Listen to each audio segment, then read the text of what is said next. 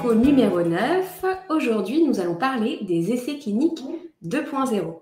Je suis Louise Bachet, je suis cofondatrice de la société Oriana et aujourd'hui, je suis avec Vanessa, biostatisticienne chez Oriana. Alors, aujourd'hui, les essais cliniques 2.0 Quesaco. Premier point, pourquoi est-ce qu'on vous propose cet exposé aujourd'hui? Eh bien, en octobre 2021, notre ministre de la Santé de l'époque, Olivier Véran, a écrit une lettre à la présidente de la Haute Autorité de Santé, en faisant le constat que actuellement, il y avait de plus en plus d'innovations médicamenteuses, particulièrement en cancérologie, qui nécessitaient des adaptations des essais, que la population pouvait entraîner du coup des plus petits effectifs pertinents et que tout cela entraînait des nouveaux enjeux. D'où la nécessité d'adapter l'évaluation au contexte du produit de santé.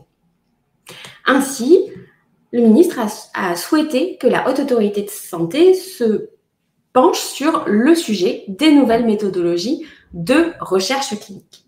Et donc, suite à cette lettre, la HAS a proposé une mise à jour de sa doctrine pour la commission de transparence en février 2023, qui rappelle que les études contrôlées randomisées en double aveugle restent le prérequis et la référence incontournable de l'évaluation de tout médicament. Cette doctrine est accompagnée d'un position paper publié dans BMJ la veille de la publication de la doctrine, qui est le résultat d'un processus de consultation d'experts. Dans ce papier, il est également rappelé que les essais cliniques randomisés doivent être systématiquement considérés par les fabricants au cours du développement du médicament. Ce position paper propose deux sujets d'intérêt principaux.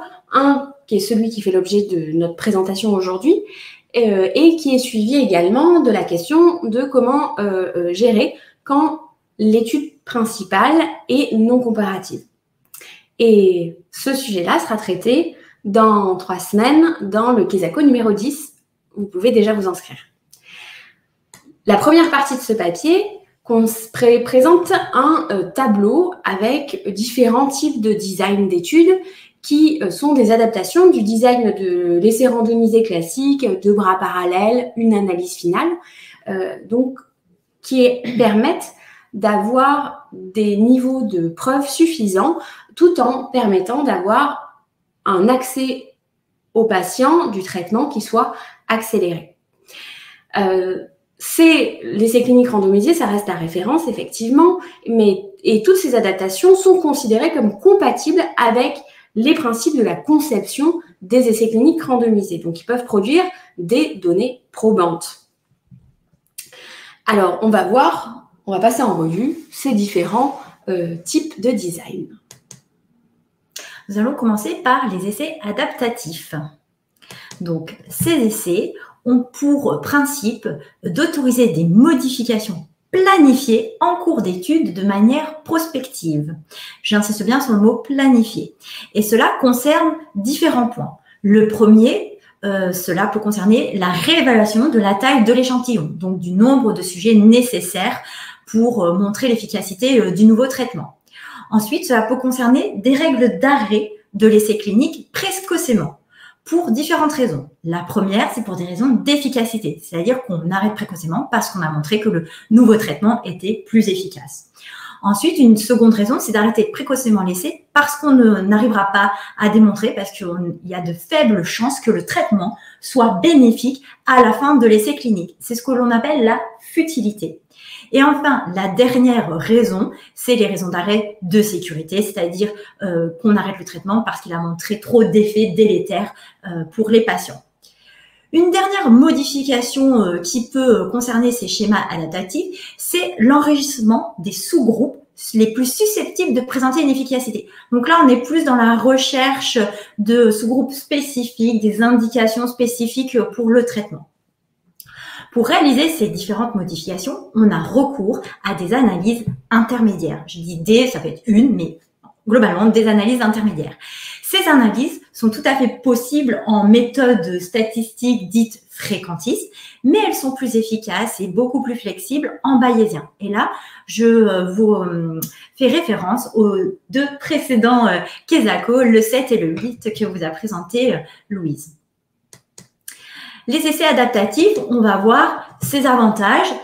Tout simplement, le plan de développement est réduit sans compromettre l'aspect scientifique de l'étude et tout en accélérant le traitement, les nouveaux traitements pour les patients. Ensuite, les traitements inefficaces sont écartés précocement aussi et c'est surtout une utilisation plus efficace des ressources. En revanche, il faut faire attention à plusieurs points, des points logistiques et des points méthodologiques. Donc, il faut bien déterminer les règles et les méthodes d'adaptation en amont. J'ai envie de dire, le maître mot, c'est vraiment tout identifier en amont et de bien les déterminer. Ensuite, c'est aussi d'un point de vue méthodologique, c'est de gérer la multiplicité des tests et le contrôle du risque de première espèce. En cas d'analyse intermédiaire, il ne faut pas oublier qu'on peut augmenter le nombre de sujets nécessaires au final. Et que, pareil, en cas d'analyse intermédiaire, nous devons disposer de données, mais aussi de données de bonne qualité. Ensuite, le dernier point, c'est sur l'intégrité de l'essai. Donc, quand on dit intégrité, on parle de l'aveugle, parce que qui dit analyse intermédiaire dit forcément accès à certains résultats, donc notamment pour tous les membres des comités des Data Safety Monitoring Board, par exemple, qui, eux, ont besoin de connaître ces éléments pour justement pouvoir décider de poursuivre ou non l'essai clinique. Mais par contre, les patients et les investigateurs doivent rester en aveugle. Donc, il y a toute une logistique à mettre en place ici.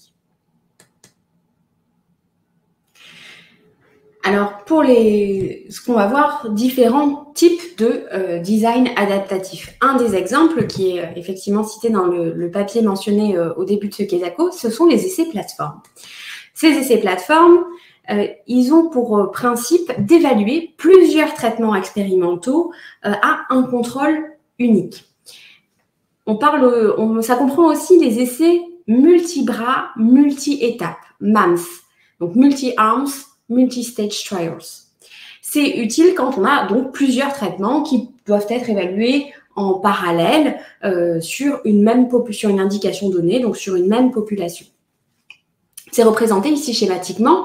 Cette figure est reproduite dans un article que je vous recommande fortement, qui est cité en bas ici, et qu'on pourra mettre les liens derrière vers nos citations sur notre page YouTube, sur lequel seront retransmis ces Quesaco enregistrés.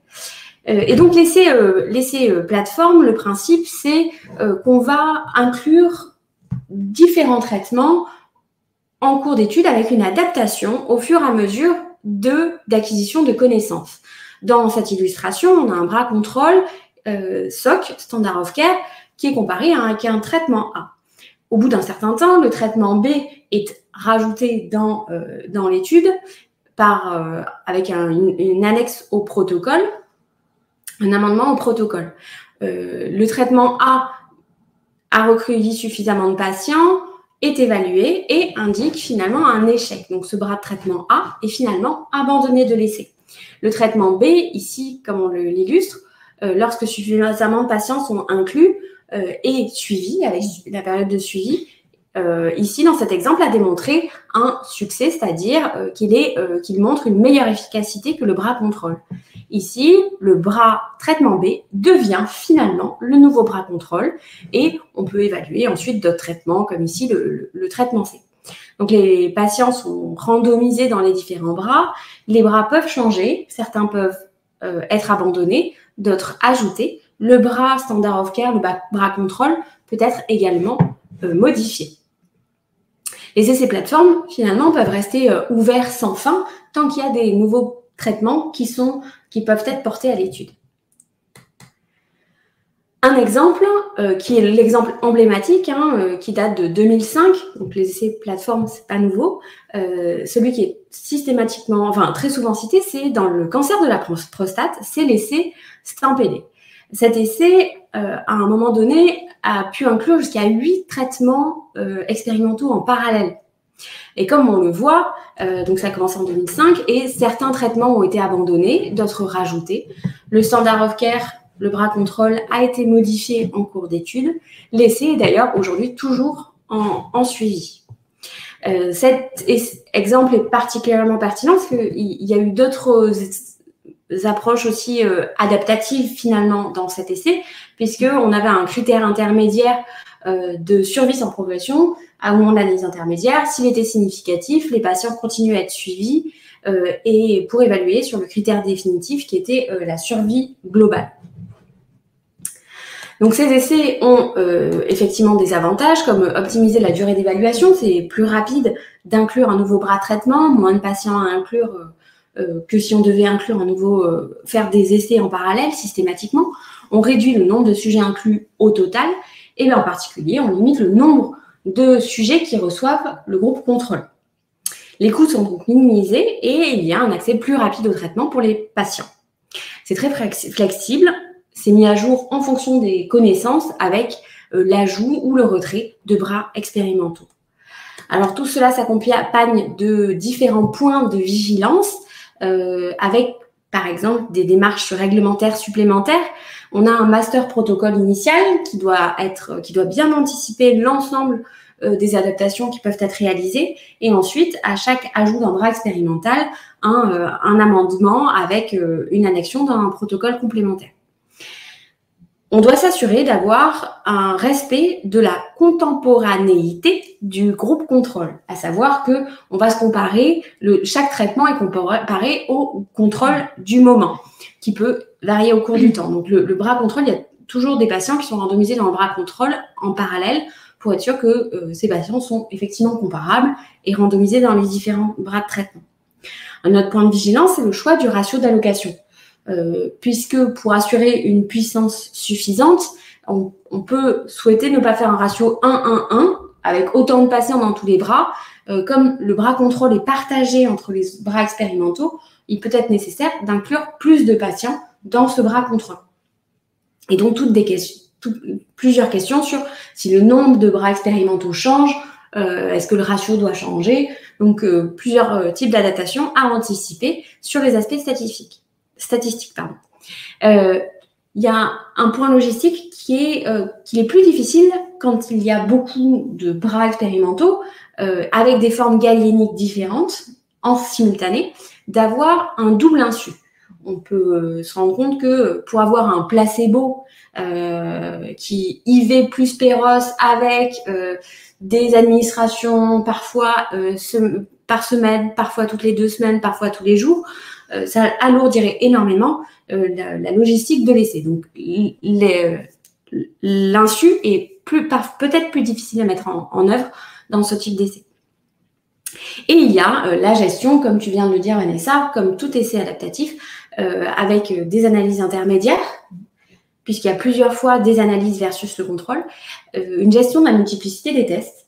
Et là également, on ajoute le fait qu'il y a plusieurs comparaisons, puisque plusieurs bras de traitement à comparer, soit entre eux, soit surtout avec le standard of care.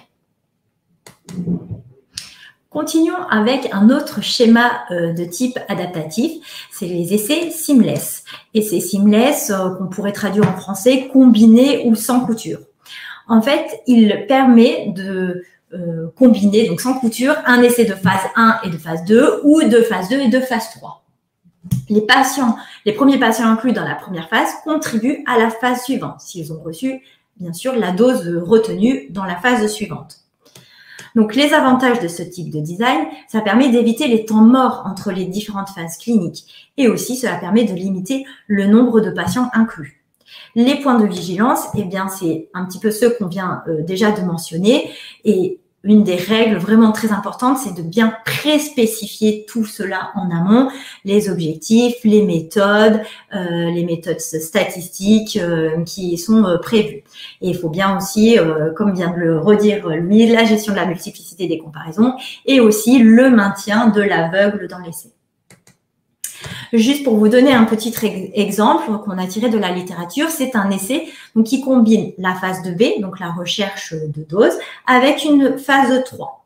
Donc là, on est dans la maladie pulmonaire obstructive chronique et on teste un nouveau traitement qui s'appelle l'indacatérol, un nouveau bronchodilatateur donné à prise unique quotidienne. Donc, au niveau méthodologie, donc on voit bien qu'il y a une première phase, la phase 2B, donc la recherche de dose, qui sera réalisée sur une période de 14 jours de traitement. Durant cette phase, 7 traitements sont randomisés. Et donc, là où je veux attirer votre attention, c'est que c'est bien noté qu'il y a un comité indépendant qui va sélectionner les doses retenues pour la phase suivante, la phase 3, et que ceci a été fait dans un contexte bien évidemment non en aveugle pour eux, pour qu'ils puissent décider de la poursuite ou non de l'essai, à partir d'une analyse intermédiaire qui a été réalisée par un statisticien indépendant. Donc bien évidemment, et là c'est bien reprécisé dans l'article, le sponsor, les investigateurs et les patients sont eux restés en aveugle de ces résultats-là. Et aussi, ce sur quoi je voulais attirer votre attention, c'était que les doses retenues pour la phase 3 étaient bien choisies en fonction de critères d'efficacité et que ces critères d'efficacité étaient très clairement notés dans cet article. Et ensuite, on peut voir que on est passé à la seconde étape qui est la phase 3 avec l'évaluation de l'efficacité et de la sécurité pendant 26 semaines de traitement. Merci Vanessa. Je vais vous proposer une présentation très rapide de 2 autres types d'essais qui ne sont pas mentionnés dans le papier qu'on a cité en introduction, même si les essais basket ont fait l'objet d'un précédent papier méthodologique des méthodologies de l'HAS en 2021. Ce sont les essais basket et Umbrella. Il s'agit d'essais d'un nouveau type puisqu'ils vont être guidés par la génomique et ils vont permettre de prendre en compte la rareté des altérations moléculaires pour une localisation donnée et la possibilité qu'elles soient présentes dans différents types de cancers. Le principe des essais basket ici est de démontrer le bénéfice d'un traitement dans plusieurs pathologies avec un seul et unique essai qui va mélanger ces différentes pathologies. En oncologie, ça va être par exemple une altération moléculaire. L'objectif final, c'est d'éviter d'avoir à faire un essai pour le rein, un essai pour le poumon, un essai pour le pancréas. Si le médicament est efficace, les hypothèses font que le médicament est censé être efficace à partir du moment où il y a cette altération moléculaire, qui a une justification physiologique initiale, on peut proposer ce type de design. Le traitement est comparé avec le standard of care spécifique à chacune des pathologies. Alors cette hypothèse que ce bénéfice est indépendant finalement de la pathologie, on doit le vérifier que les données ne sont pas incompatibles avec cette hypothèse dans l'essai. Un exemple, c'est par exemple l'essai panier, l'essai basket de la thérapie combinée avec le durvalumab et le tremelimumab chez les patients atteints de tumeurs solides métastatiques. C'est l'essai Matilda qui regroupe différents types de localisation des tumeurs. Il y a également un autre type de design qui est basé sur des biomarqueurs qui peuvent être génomiques, c'est les essais Umbrella. Le principe, c'est d'avoir un seul type de tumeur, des patients qui sont recrutés parce qu'ils ont, par exemple ici, sur l'illustration, un cancer du poumon, et qu'ensuite, le traitement qui leur est attribué dépend de l'altération moléculaire. On a un traitement spécifique en fonction de l'altération. Et on a un contrôle commun. Donc, ces 2 essais pour avoir une validité la plus robuste possible, sont randomisés versus le standard of care. C'est ce qu'on appelle donc ici un essai Umbrella, un essai parapluie. Un exemple qui peut être intéressant, c'est l'essai Battle, qui va donc proposer une thérapie ciblée pour les cancers du poumon. Les essais pragmatiques sont également cités dans le papier du BMJ de février, et ces essais pragmatiques regroupent finalement plusieurs concepts, car la terminologie n'est pas stabilisée, et sous ce terme de pragmatique, on va pouvoir retrouver plusieurs types de notions. Ce sont des essais randomisés, c'est important de le rappeler. C'est des essais randomisés qui peuvent être considérés comme pragmatiques s'ils cherchent à évaluer une pratique médicale basée sur un traitement plutôt qu'un traitement lui-même. Donc, se rapprocher un peu plus de la vraie vie et, par exemple, avoir un bras contrôle qui ne soit pas un placebo, mais vraiment la prise en charge classique. Les critères d'inclusion-exclusion peuvent être également un peu plus larges pour être plus représentatifs de la vraie vie ensuite. Un autre aspect, peut-être que le recueil des données a été simplifié et que une partie des informations est directement issue des systèmes d'information et que donc les données cliniques pertinentes pour l'essai sont des données qui sont déjà recueillies en pratique courante et qui sont d'ailleurs probablement très pertinentes si dans le suivi, elles sont systématiquement recueillies. On parle d'essais pragmatiques également quand il y a une randomisation à un moment donné, mais qu'ensuite les patients, on n'a plus besoin de les contacter puisque toutes les informations sont directement issues de bases de données administratives. Vous pouvez retrouver sous le nom de Registry-Based Randomized Controlled Trials.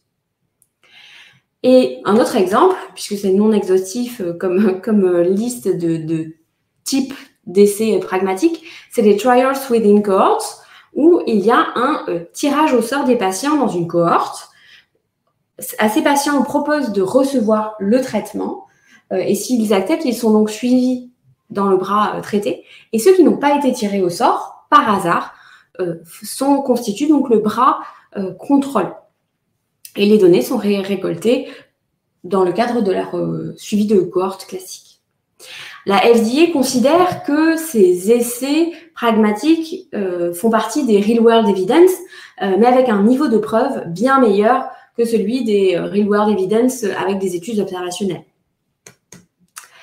Un petit exemple, c'est cet essai pragmatique pour l'évaluation d'un vaccin quadrivalent contre la grippe qui a lieu au Danemark. Donc, c'est un essai pragmatique qui est bien randomisé.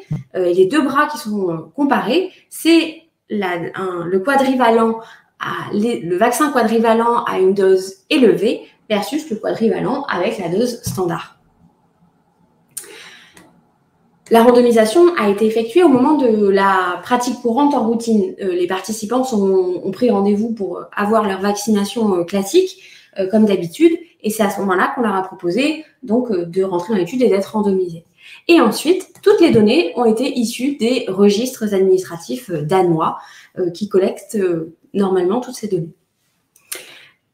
Donc les résultats, c'est que les critères qui étaient pertinents pour cette étude étaient disponibles à 99,9% dans les bases de données et un avantage, c'est que les populations qui ont été incluses, donc là, il y a eu plus de 34 000 personnes qui ont été screenées et plus de 12 000 qui sont entrées dans l'étude, eh bien, sont représentatives de la population danoise. C'est un des avantages d'être plus proche de la vie réelle, finalement, avec ces approches pragmatiques. Alors, les avantages, c'est que le coût est minimisé, puisqu'on a moins de travail de récolte de données, le suivi est allégé. La charge de travail est réduite également pour les investigateurs, ce qui facilite l'adhésion à l'essai et puis aussi le recrutement.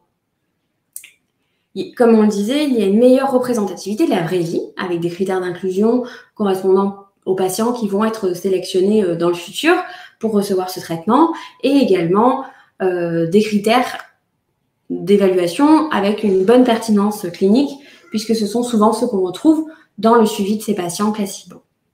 Et à partir du moment où c'est randomisé, ça a les mêmes valeurs méthodologiques que les essais randomisés. Alors, il y a effectivement des points de vigilance où le bras contrôle peut être, du coup, comme c'est la pratique courante, souvent, c'est non standardisé. Ça peut être non standardisé et regrouper différents types de traitements. On part de l'hypothèse que ces différentes prises en charge constituent quelque chose de pas trop hétérogène. Et c'est à vérifier. Et donc, il y a plusieurs hypothèses à vérifier quand le bras contrôle est non standardisé. Il y a un point de vigilance sur la qualité des données, puisqu'on a simplifié le recueil. Donc, il faut s'assurer qu'on n'a pas de problème de qualité, en particulier en fonction des sources de données. Il peut y avoir des données manquantes qui sont un problème en soi et qui sont un problème particulièrement si elles sont informatives. On peut avoir un biais d'attrition. Donc, la donnée est manquante, pas de façon complètement aléatoire, mais que le résultat qu'on aurait observé chez ces patients est différent du résultat qu'on a observé chez les patients pour qui la donnée était disponible. On peut avoir aussi des biais de type codage optimisé quand c'est dans les bases médico-administratives. Ces essais sont souvent en ouvert, donc il peut y avoir un biais d'information. Les critères doivent donc être pertinents et choisis en fonction de ce potentiel biais d'information. Ces essais sont rarement compatibles avec un suivi de la sécurité, de la tolérance, puisqu'on le sait, en vraie vie, sur ce type de recueil, les événements indésirables sont peu rapportés. Donc, on peut mettre en place ces essais pragmatiques pour les traitements où il y a peu d'alertes de sécurité. Donc, si on veut résumer tout ce qu'on vient de se dire, ce sont sur cette partie sur les essais randomisés, ils peuvent être adaptatifs, ça veut dire qu'on peut avoir des modifications en cours d'étude de manière prospective. Ça passe par des analyses intermédiaires. Les points de vigilance associés, c'est que tout doit être prévu en amont, tous les types de modifications doivent être prévus en amont et que ça peut parfois alourdir un peu la logistique, étant donné qu'il faut avoir des données de bonne qualité à intervalles réguliers et qu'il faut garder l'insu malgré le fait que certaines personnes ont besoin d'avoir connaissance des résultats à différentes étapes de l'étude. Parmi ces designs adaptatifs, on a vu les essais plateformes qui sont donc adaptatifs et qui permettent d'évaluer plusieurs traitements expérimentaux versus un groupe contrôle unique en rajoutant et enlevant des traitements expérimentaux au fur et à mesure de l'étude. Ça passe par un master protocole qui est amendé pour chaque adaptation et où il y a un groupe contrôle unique qui est contemporain de chacun des bras expérimentaux. Et l'insu peut être plus difficile à mettre en place. On a parlé aussi des essais basket où on veut évaluer un seul traitement pour plusieurs pathologies qui ont la même mutation, tout ça dans un même essai. Ça passe effectivement aussi par un master protocole et c'est basé sur une hypothèse d'homogénéité, d'efficacité sur toutes ces pathologies. On a cité les essais parapluie, Umbrella, qui basent le choix du traitement en fonction de biomarqueurs, donc au sein d'un même essai. C'est un master protocole où les biomarqueurs sont validés et ça permet de plus facilement inclure des patients avec des mutations rares, par exemple. On a parlé des essais pragmatiques qui regroupent différents types d'essais. En tout cas, ce sont principalement des essais randomisés simplifiés en termes de recueil de données surtout et plus représentatifs de la vie réelle.